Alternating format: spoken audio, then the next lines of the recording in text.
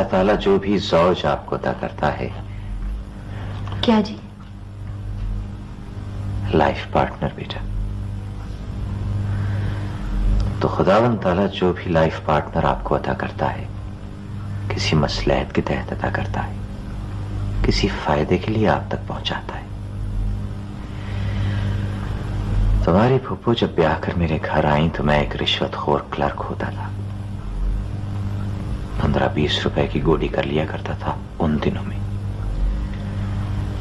एक रोज इनका मिजाज राम करने के लिए और इनको खुश करने के लिए मैंने पूरे 300 रुपए लाकर इनके कदमों के नीचे रख दिए और खुद हाथ बांध कर खड़ा हो गया। आपको बहुत अच्छी लगती थी फाखरा पप्पो?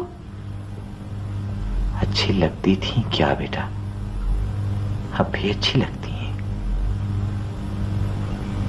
बल्कि अब तो बहुत अच्छी लगती हैं।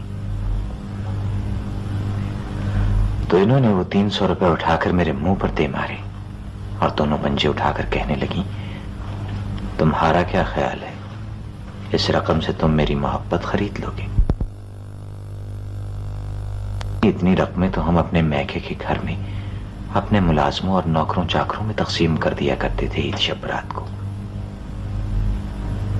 बस ये सुनना था बेटा कि मेरी नजरों के सामने एक बिजली का कौंधा सा लपक गया, वो जैसे फिल्मों में लपका करता था ना। वो तो अब भी होता है पापा जी। हाँ। और मुझे मेरे अंदर से आवाज आई कि जिसे खुश करने के लिए तुमने ये फेल बद किया था शाकिर अली, वो अच्छी खुश हुई तुमसे, खूब इनाम दिया तुमको, तुम्हारी जानिसारी का, और बड़ा अच्छा सर्टिफिकेट इनायत किया तुम्हें अपनी मोहब्बत का। बस बेटा, वो दिन और आज का दिन और उसके दरमियान ये सारी जिंदगी पाक हो गई बिल्कुल इस लानत से।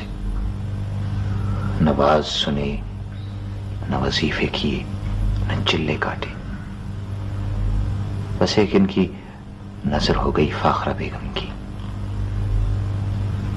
और 6 बरस पुराने रोग से निजात मिल गई। आप वाकई रिश्वत लेते थे फूफा जी? यकीन नहीं आता। अभी तुम्हें मेरे बारे में और बहुत सी बातों का यकीन नहीं आएगा बेटा, लेकिन होंगी वो हकीकत। और ये सब इन्हीं की अदा करता है, फाखरा बेगम की। समीना बेटे, हम सरकारी अफसर बहुत मुतकब्बिर होते हैं, छोटा हो या बड़ा, क्लर्क हो या सेक्रेटरी, इंसान को इंसान नहीं समझते। फाखरा बेगम ने मुझे अपनों और गैरों के सामने ऐसी ऐसी जिल्लतें और खारियां अदा की हैं और इस तरह ह्यूमिलिएट किया है कि मुझे इज्जत इनके सारी की दौलत घर बैठे मिल गई। और फिर देखो ना, इस घर को बे औलाद रखकर भी तो उन्होंने मुझ पर इतना बड़ा एहसान किया है। एहसान पापा जी? हाँ बेटा, देखो ना, अगर ये और इनके 4-5 बच्चे एक साथ मिलकर मुझ पर ये ज्यादतियां करते तो शायद मैं बागी हो जाता और मुझसे खल्क़ खुदा का कोई नुकसान हो जाता, लेकिन इन्होंने ऐसा नहीं किया। इन्होंने आहिस्ता आहिस्ता हौले हौले मेरी तरबियत की, धीरे धीरे, और मुझे साबिर और शाकिर बना दिया समीना बीबी। जी। जब लाइफ पार्टनर मर्जी के मुताबिक न होना, धुंधखू हो, तेज मिजाज हो, बिटर हो, बदमिजाज हो, तो बड़ी मुसीबत हो जाती है बेटा। जिंदगी वबाल जान हो जाती है, दम घुटने लगता है, लेकिन रूह आजाद होने लगती है बेटा। जिस्म दोज़ख में होता है, लेकिन रूह जन्नत के मजे लेती है। लेकिन शर्त इसकी सिर्फ एक है, वो ये कि बर्दाश्त की कुव्वत पैदा की जाए। होने पर शुक्र अदा किया जाए और ना होने पर सब्र। यही वेदांत है, यही तसव्वुफ है, यही रूहानियत है बेटा। लेकिन जब जिस्म मुसीबतों में घिरा हो तो रूह कैसे आजाद हो सकती है फूफा जान? मैं तुम्हें लफ्जों में नहीं समझा सकता बेटा, तजुर्बे की बिना पर कह रहा हूं। यह अमल फलसफे और मंतक से बहुत परे की चीज है बेटा। जिस तरह फिजिक्स में ममता नाम की कोई चीज नहीं है लेकिन है, इसी तरह अक्ल की दुनिया में रूह की आजादी कोई चीज नहीं मगर है। तुम तो कहती हो समीना,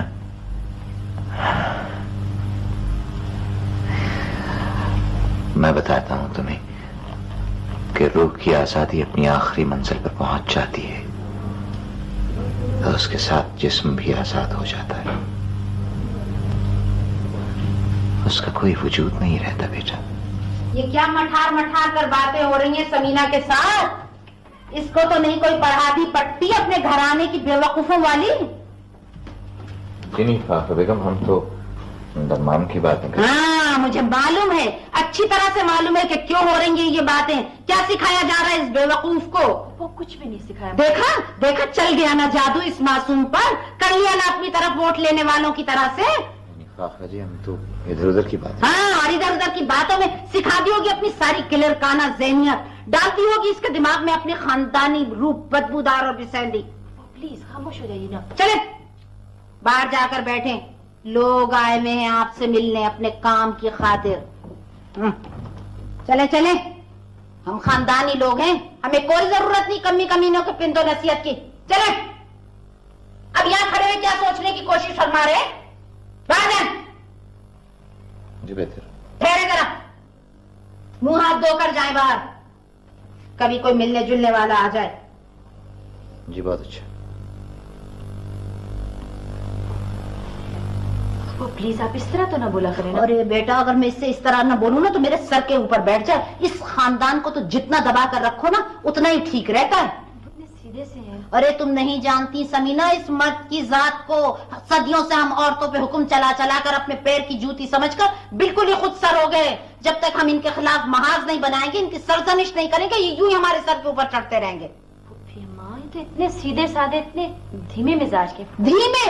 हाय हाय हाय हाय हाय हाय, तुम्हारे फुप्पा और धीमे मिजाज के, ये मैं जानती हूँ या मेरा खुदा जानता है। ईमान से 28 बरस हो गए कि मेरा ही हौसला था जो इस आदमी के साथ गुजारा कर रही हूँ। कोई और औरत होती ना मेरी जगह कब की तलाक ले चुकी होती। मिजाज इसका मुख्तलिफ, शक्ल सूरत इसकी जुदा हमारे खानदान से, सोचने का अंदाज बिल्कुल गजमारू, कुछ है ही नहीं जो हमारे खानदान से मिलता जुलता हो। अब देख लो फिर बुढ़ा जाके कोठड़ी में घुस गया, पता नहीं वहां इसके बाबा ने कौन सा खजाना गाड़ के रखा हुआ है। मुझे तो लगता है आपसे छुपने के लिए अंदर जाती। इसको अच्छी तरह से पता था कि आज बिजली का बिल दाखिल करना है। बिल दाखिल करने की आखिरी तारीख है। पिछले महीने भी जुर्माना हुआ, इस महीने भी हुआ और अब मीटर कटेगा। दुनिया जहान के काम होंगे मगर मजाले के घर का भी काम कर दे। कंधे पे पर न डाल के घर घर पानी भरता फिरेगा मगर घर आकर तिनका भी दौरा नहीं करने का।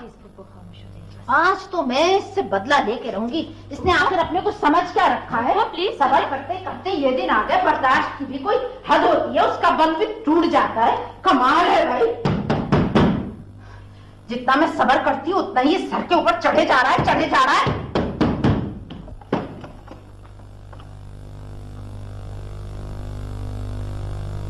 इस बुड्ढे का कुछ पता है? धोखा देने को जूते यहाँ रख दिया और खुद गायब हो गया। देख लिया तुमने इसके लक्षण, देख लिए इसके करतूत, और तुम कहती हो कि फुप्पा तो बड़े धीमे मिजाज के हैं। मैंने तो अभी उन्हें खुद अंदर जाते देखा। अरे इसी तरह से करता है, इसी तरह से करता है ये बुढ़ा। इसने मेरी जिंदगी अजाब कर दी। देखने वाले ये समझते हैं फाखरा तो बड़े मजे में, बड़े सुकून में जिंदगी गुजार रही है।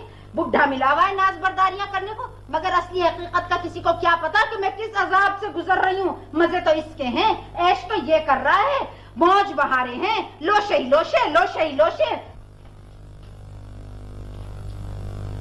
आओ बेटा, अंदर आ जाओ।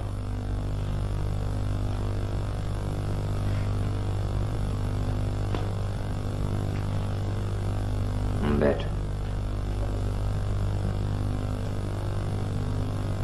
बैठ जाओ बेटा।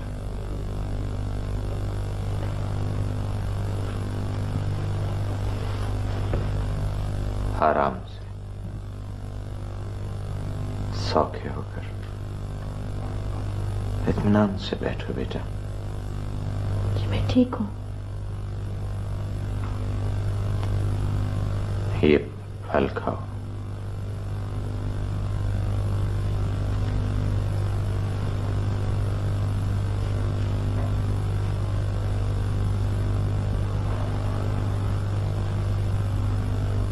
इस दफा दम्माम में तुम्हारे लिए बड़े बड़े इनाम रखे हैं बेटा। जी। इनाम भी और दर्जात भी।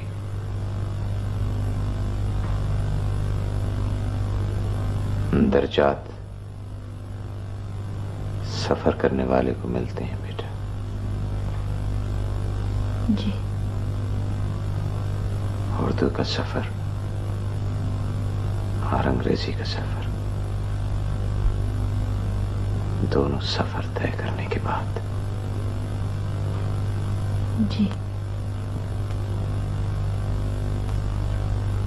खाओ बेटा।